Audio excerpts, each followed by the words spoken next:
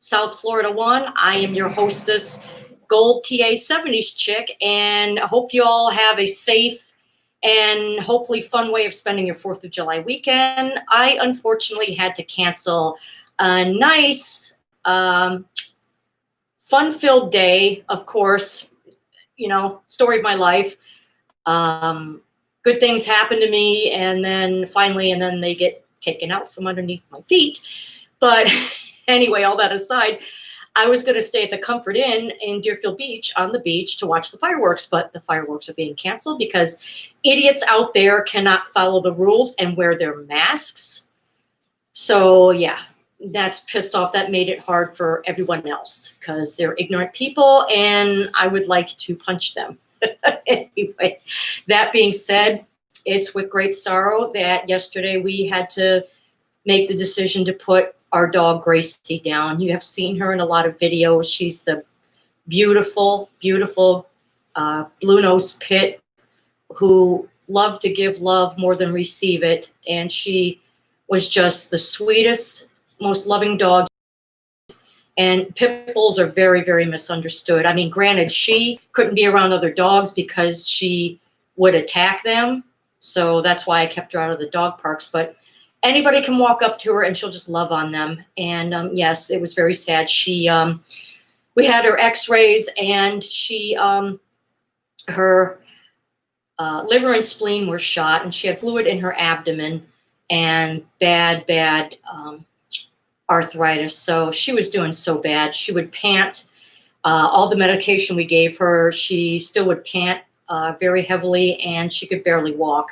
But that aside, I'm sorry, I forgot to put my air on. So pardon me if you can see my terrible, terrible body. Can't help the way Haley, can't help the way I'm built. But remember, I do exercise and I do watch what I eat. But it is what it is. After all, I am 52 years old. So bear with me.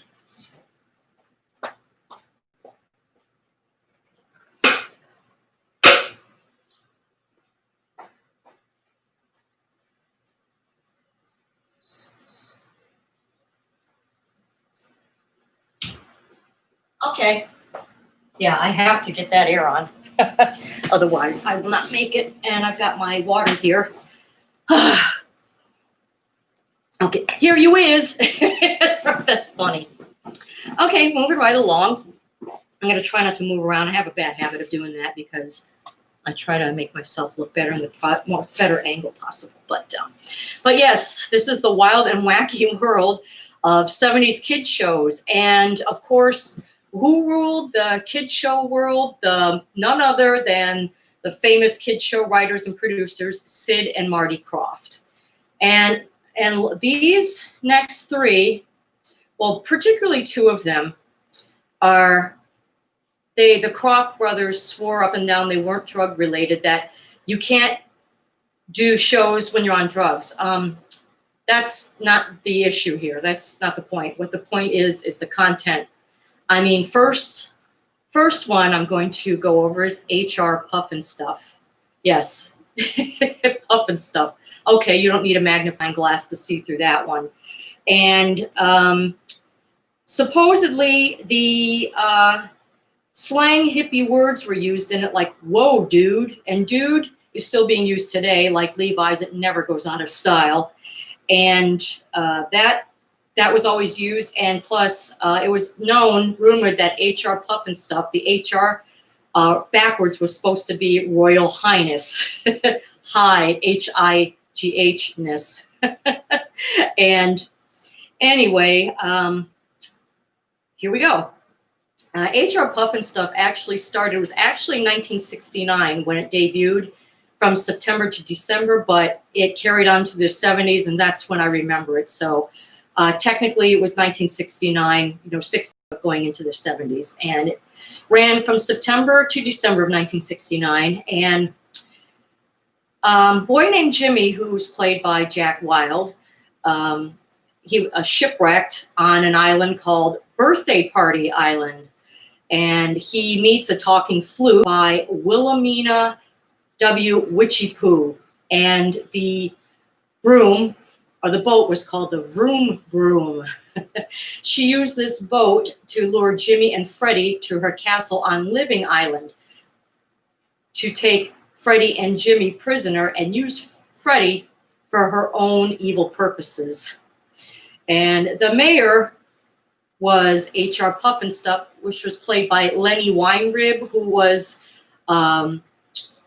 played character called Magic Mongo on Croft Super Show. Magic Mongo was a genie, and oh, hey, Dana, glad you can make it. Anyway, moving right along, he was a genie who, Lee, you're gonna love this. He goes, woo!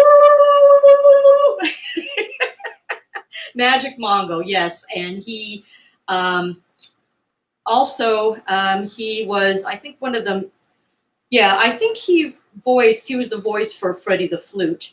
And the mayor, of course, was H.R. Pufnstuf, which was an anamorphic dragon who rescues Jimmy and protects him from Witchy Poo, as his cave was the only place where her magic had no effect. One of the songs of the show was called How Lucky I Am, sung by Jimmy, played by Jack Wilde. And I think that his song, like I said, I remember watching H.R. Pufnstuf, but of course I was 3 or 4 years old, so I couldn't really comprehend.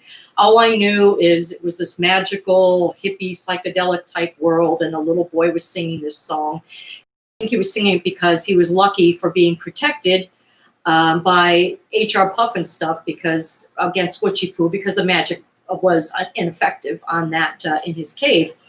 And my take of this is drugs like H.R. Pufnstuf, that was used to escape from the evils of the world. I mean, that's kind of obvious there.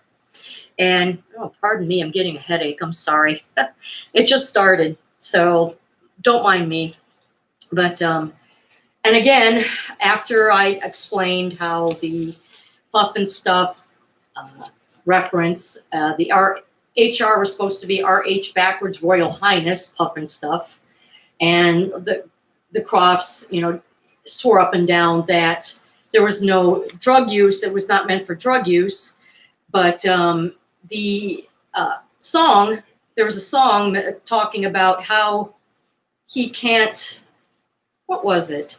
Oh, the lyrics were, he can't do a little because he can't do enough. So you get the drift. And actually, the Crofts were engaged in a lawsuit against McDonald's, and it was won by the Crofts. And it was regarding the scenery, because of course Ronald McDonald, they adopted Ronald McDonald in the McDonald with Hamburglar, Grimace, and so on and so forth. It was similar to the background to the set of H.R. Pufnstuf. It was similar, and they won, and it was decided by the Ninth Court of Appeals in 1977.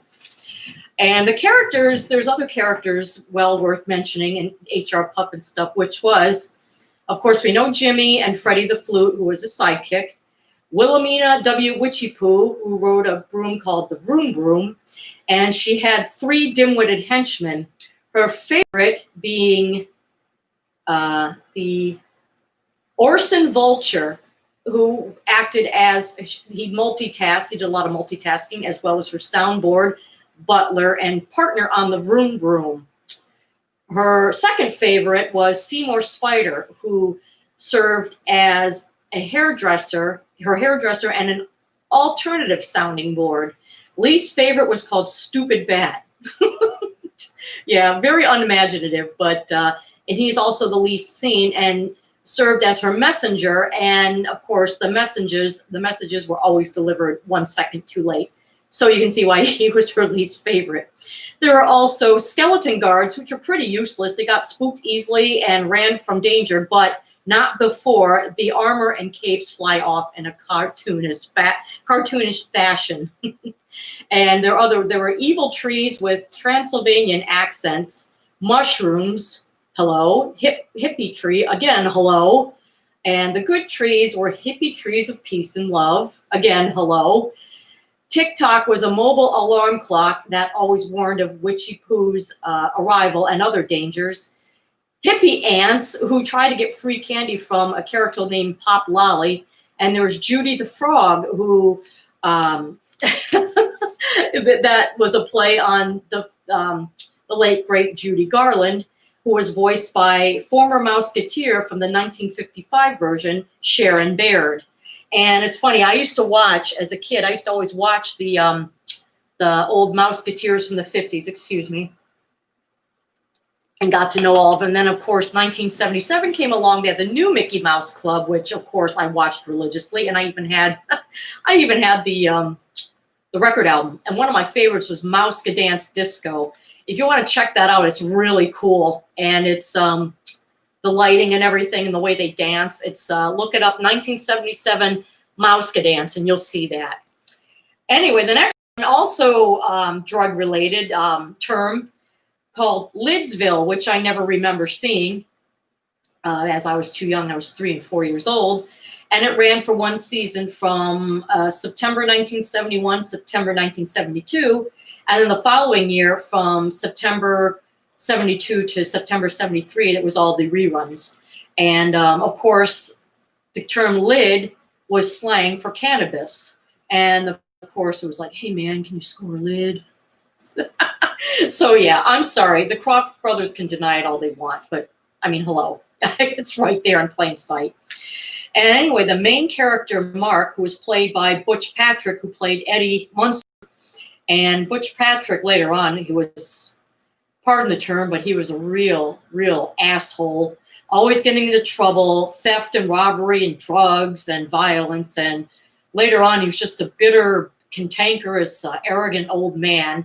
And but he was cute as a teenager. He was 18 when this show was being filmed. This was put into was the episodes recording. He was really cute, but it's too bad how I don't understand. A lot of these people who start out really cute and nice looking, like Ron Howard and his brother Clint. Who are they? I mean, I'm sorry, but they are ugly, especially Clint Howard. And they're both the most adorable kids you can ever see. But anyway, moving right along, Mark visits this Six Flags over Texas amusement park where a magic show was being performed by Merlot the Magician, who was played by the late Charles Nelson Riley, who was also in a lot of these types of shows, and he always played the villain. He played the villain in this one, and his voice is what cracked me up. And of course, I remember him from Match Game 73 and Match Game 74. And he was a regular on Match Game until I think Match Game 79. And it continued after that, but it was a different format.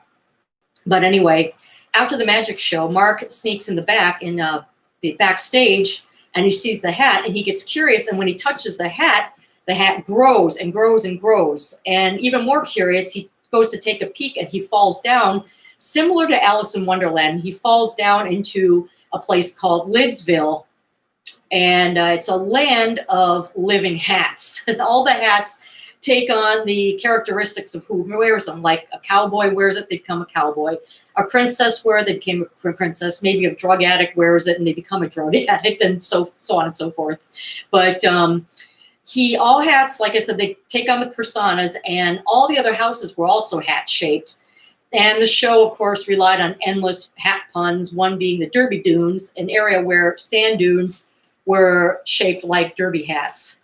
And anyway, of course, the main villain was Merlot the Magician, as well as Horatio J. Hoodoo, who flew around on his Hatamaran, and he terrorized the good citizens of Lidsville with bolts of magic and kept them in fear while demanding that they pay their hat taxes. And he enlisted the help of 4 bad hats in control of the androgynous Weenie the Genie. Now, okay, not only in some of these shows had drug overtones, but sexual overtones as well. I mean, a lot of, there's a lot of, like I said, a lot of what did I mention? Oh yeah, commercials last time where a lot of them were pedophilia themed, like that one about the Bright or Brash or Brisk. It was a detergent, a clothing detergent, and he runs down the hall, and Hazel grabs it and goes, "But Hazel, I don't wanna." And you see the clothes flying off in the hallway, and he hears, "Bath." So, I mean, right away, "But Hazel, I don't wanna bath." So, yeah, that, and I'm sure a lot of that goes on today as well, and it goes right over kids' heads. So, anyway, again, moving right along, Mark would help the good hats resist these calamities as he always tried to find a way home. However, he was also suspected as a spy against Hoodoo on behalf of the good hat people, and was captured at Derby Dunes by the bad hats the moment he fell into Lidsville. And Hoodoo, during the show, he would always watch the action down in Lidsville in his high hat home by using the evil eye, which was a device similar to a TV set that resembled an eyeball. And he also had a hot chat line phone. Many episodes were centered around Mark, of course, trying to get back home, but the evil Hoodoo prevented him from leaving. And Weenie, who was a nerve fumbler, was in fact a genie, but many of the tricks and spells, it did not work correctly anymore after being a slave of Hoodoo for so long. The show's final episode featured scenes from past episodes that featured Hoodoo's mother paying a visit to find out what had been going on in Lidsville, and while making sure her son was still bad. And sadly for Mark, he never returned home in the end, so that was very unfortunate. And that's one thing I need to check out, a lot of these episodes of Lidsville, because I never remember Lidsville. And another one by Sid and Marty Krofft, that wasn't drug related, was called Sigmund and the Sea Monsters. And this I remember watching too. And it aired from September 1973 to October 1975. And I watched it then in 73, but I guess I lost interest because I soon discovered the show Zoom and a boy named Danny Malloy. And I've told you about him in several other shows too, my ultimate crush. And the characters were played, there were two friends named Johnny and Scott. Johnny was played by Johnny Whitaker, and you remember him from Family Affair fame. And Scott, it's a Scott actor named Scott Colden, and Scott Stewart. Okay, Johnny and Scott Stewart are the names of the two brothers. And they were walking down the beach on Dead Man's Point, and they discovered Sigmund, who was thrown out of his comically dysfunctional undersea family for refusing to frighten people. His family names were the Ooze family, Sweet Mama Ooze and Big Daddy Ooze, which to me sounds like sexual slang. Hello, Blaze Gaming. I'm glad you can be here. I'm not too sure if you've been on my show before, but thanks for coming. I hope you've reviewed my other shows. I've had a lot of interesting content, and today's is very interesting. It's a lot of the famous kid shows of the 70s, most of them being from Sid and Marty Krofft, and a lot of them were like drug related, like the background, the scenery, and even the names, Lidsville and HR Puffin stuff. They deny it, but I mean, of course, just like John Lennon denied the fact that Lucy in the Sky with Diamonds was drug related. LSD, Lucy in the Sky with Diamonds. I mean, kaleidoscope eyes, and rocking horse people eat marshmallow pies, and cellophane flowers that tower over your head. But anyway, again, moving right along. Yes, please do. And if you can, please, if you've subscribed, oh, my earrings fell off. I might as well take them off. Sorry. It's great. I can use more viewers, and that would help me a lot. And I'm always going live because it's easier for me to go live rather than make videos. For some reason, I can't make videos on this computer. I can make them on my phone, but I can only record so much, and then I got to redo it. So I have to go live. It's a lot easier. But anyway, I was covering Big Daddy and Sweet Mama Ooze.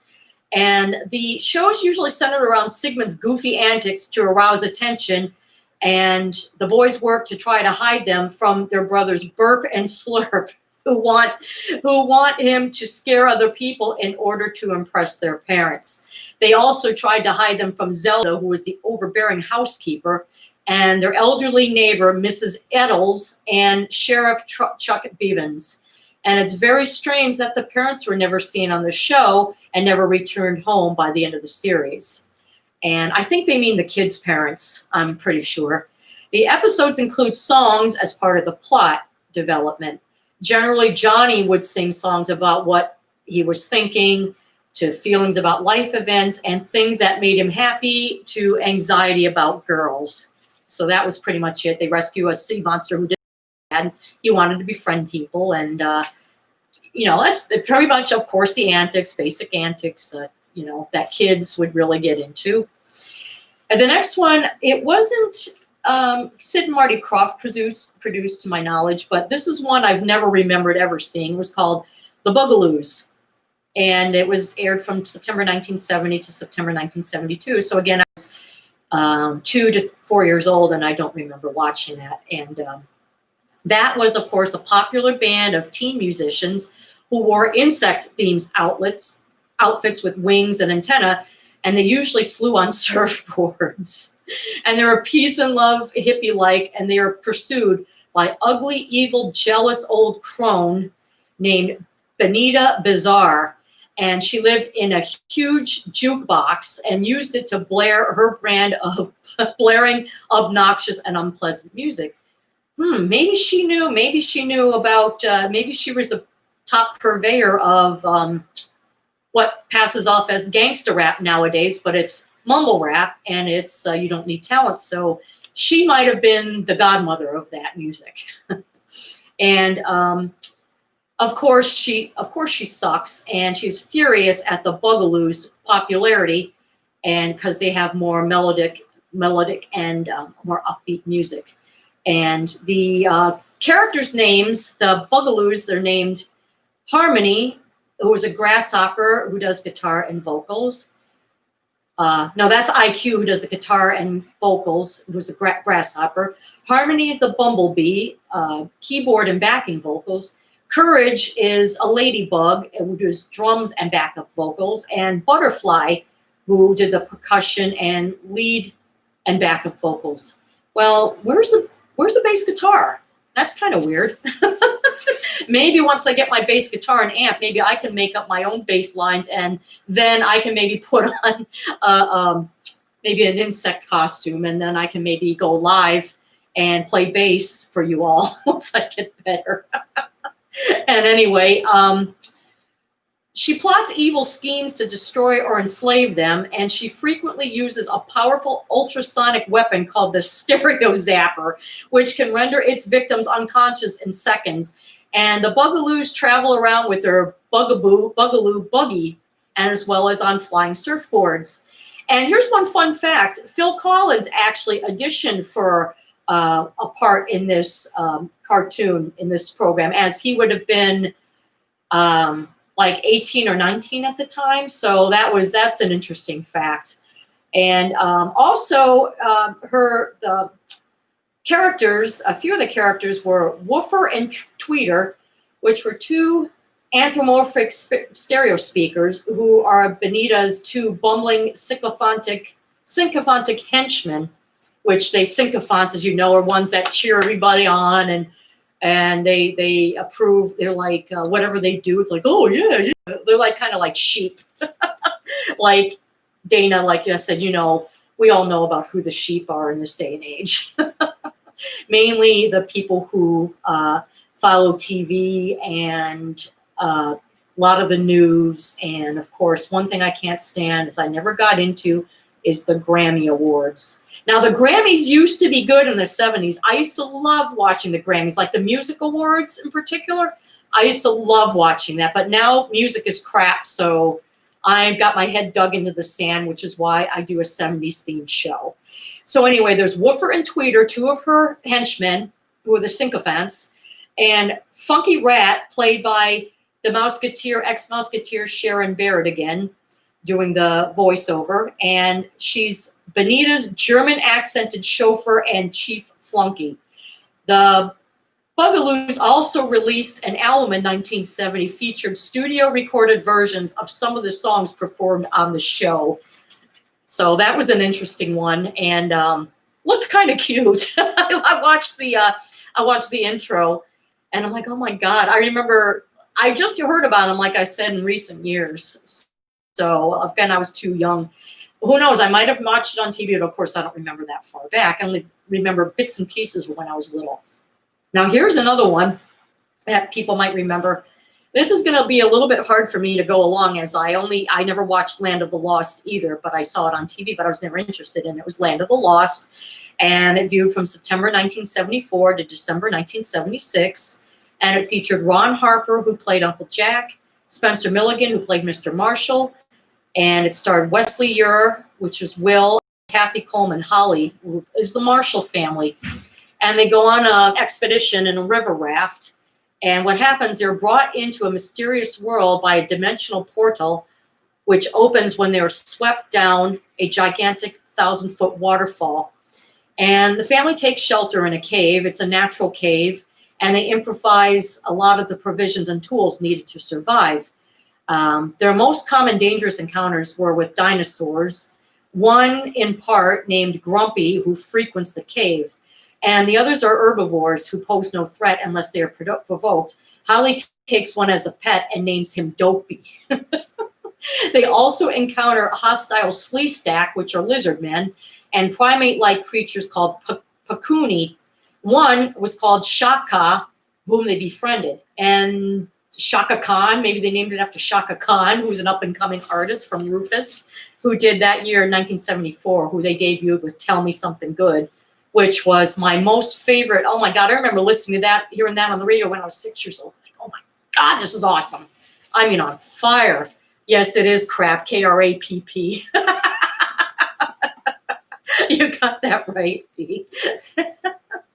Anyway, hey, Lee, do you mind if I sing? I'm going to sing at the end of the show. I'm going to sing, and this is kind of embarrassing, but I'm going to sing your dog song, if you don't mind. One of your, yeah, I think that's the dog song's the better one, because I think I can remember the lyrics. So if you don't mind, I'm going to sing it at the end of the show. Anyway, yeah, the Sleestacks and the Pakuni, they encounter, and plus other dangerous creatures, strange geography, and unfamiliar technology. And of course, as of all shows, the main goal is to get home, and they are aided by the Altrusian castaway Anique. And the side note, the Altrusians were thought to be the creators of the 3 moons that Mr. Marshall discovered 3 minutes into the pilot episode, but later episodes raised questions about this. And they take refuge in Anique's cave. And though the item time doorway was often used, the show was really not meant to be portraying an era in Earth's history, but an enigmatic zone whose time and place were unknown.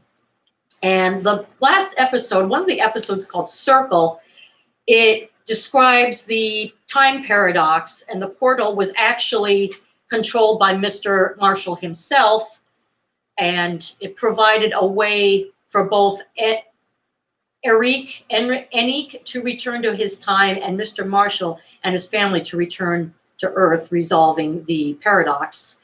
So why were they trying to find a way home if they already had the portal? I don't get it, but okay, Lee, thank you. And it resolves then the final episode. Oh, actually, that's the final episode. Oh, never mind. The final episode was the other aspects, along with the time doorways and the environmental processes, were controlled by the pylons, which were metallic obelisk-shaped booths that were larger inside than outside, and it housed many matrix tables, which were stone tables with grids of colored crystals. So that explains Land of the Lost, and it was the portal in and out of the time zones and the time periods and so on and so forth. Okay, I covered all of them. And another one, of course, was the Croft Super Show, which debuted in 1976. And I think it was on until 1978. That, of course, the Croft brothers created. And I think back now and I think, oh my God, how stupid. The band, the name characters, one of them was a character called Michael Lembeck. And the name of the band was Captain Cool and the Kongs. Of course, he was Captain Cool. And there's 2 women and 2 men. And the names of the characters, I don't know where they got certain names, but one of them was Super Chick, which is understandable. Nashville was another woman. Turkey. And there was Flatbush, who was kind of a cool character. And I think Flatbush, I can't remember his name, but he had something to do with Woodstock. Like he wrote a song or something, theme song or whatever to Woodstock. And I can't remember his name. I'll have to look up Croft Super Show and find out what it is. But the theme song was, "Don't get left behind. Take a trip with us today. We will lead you to a land of dreams. And it's a crazy world where we all something come from," and something like that. But the first year, I think there was Bigfoot and Wild Boy, Dr. Shrinker, which of course these kids get shrunken by Dr. Shrinker, and I guess they try to get back to their size. But my favorite, and it was featured on both years, which I was so happy they kept, was Wonderbug. And this was, of course, 3 kids who come upon this really beat up, rundown dune buggy named Schlepp. The license plate said Schlepp, Schlepp. And what they didn't know is it had magic powers, and they would, tool around with them, and they would encounter a lot of thieves and basic bad guys, robbers, car thieves, whatever. And sometimes they disguise themselves. And when their disguises were revealed, then of course they get into Schlepp car, it goes, and then it comes to this really nice, shiny, like fuchsia colored, and it flies, and it was just the coolest thing. And one thing I noticed, the guys, the 2 guys, the woman, of course, would come up with the clever ideas, and one of them says, "There's no time for that, Susan. Hey, I got a great idea. Let's do this." And then finally, one of the episodes where one of the guys were talking about some good idea, and she says, "There's no time for that, Barry. Hey, I got a great idea. Da da da da da." And the other one says, his name was Cece. He goes, "Yeah, that's a great idea, Susan. Slap me." And another thing that was popular in the 70s that I never got was among, of course, the disclaimer is I'm just using this as an example for what I've seen, and no way racist in any way, shape, or form. But a lot of the African-American actors back then all went like this. And I couldn't understand it. And the still shot from that show was Barry, Susan, and Cece. And Barry and Susan were sitting there. Cece was in the back like this. And Cece was played by an actor named John Anthony Bailey, who later on, before he died, became a porn star. Yeah.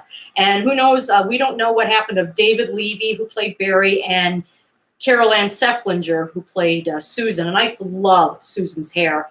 It was blonde, and it had that flip back, that fair look. And she always wore this jumpsuit, this yellow jumpsuit. And I used to think she was just the coolest. So anyway, and of course, the second year of Croft Super Show, there's 2 new programs. One of them was called, was it Electra Woman and Dyna Girl? Or no, I think that was, maybe it was, I'm not sure. And then of course there's Magic Mongo. Lee, you know what you should say on your next show? You should call them and say, "This is Magic Mongo, and I do magic tricks. I do and then I go woo." So that's an idea for your next show. You should do that. And anyway, okay, I'm gonna wrap this show up again. Let me take a drink of water, and let me see. Sometimes I tend to forget when I'm on camera. nervous, and my mind goes out the window. So anyway, this is a song that Lee recorded when he was on hold, and he had this hold music, and he goes, "My dog likes chasing cats. He chases them all over the place. He even chases him through the window. Oops. I wasn't sure if he should do it or not. Do, do, do, do. My dog likes barking. I feed him Alpo, and it always suits him fine. He's gonna grow up to be the best old friend of mine. My dog. I love my little barking dog. His voice is changing. He's going to grow up to be a big guy. He keeps the telemarketer salesman away. Do, do, do, do. Let's give it up for Lee. Yay! Lee, you're going down in history. You are officially a legend. Yeah, and like I said, Lee Cynthia, or Cynthia Lee, he has a channel. He has a show he does every Saturday at 1 p.m. Eastern time and going back. And he's on the West Coast in Seattle, so it's 10 a.m. his time. So check him out. It's under Cynthia. And if you look up Cynthia Scammers, you'll find his thumbnail. And it's of him in a chair. And it was called the squeaky chair. And he's falling off of it. How he got that, I don't know. But so he's what's called scam baiters, where everyone of his fans and who come on his show, they find all these scam numbers like that call them, and they've been calling them for weeks and months on end, like IRS scammers, Social Security scams, Microsoft cruise scams, so on and so forth, and he messes with them, and with comical results. I mean, I've burned to MP3, and I burn onto CD, or I download, excuse me, to MP3 and burn onto CD, and I've got a library of it. So, of course, I refer people to your channel, you refer people to my channel. Anyway, it's been a lot of fun. I want to thank you all for coming, and have a wonderful Friday and a safe and happy 4th of July weekend. Bye.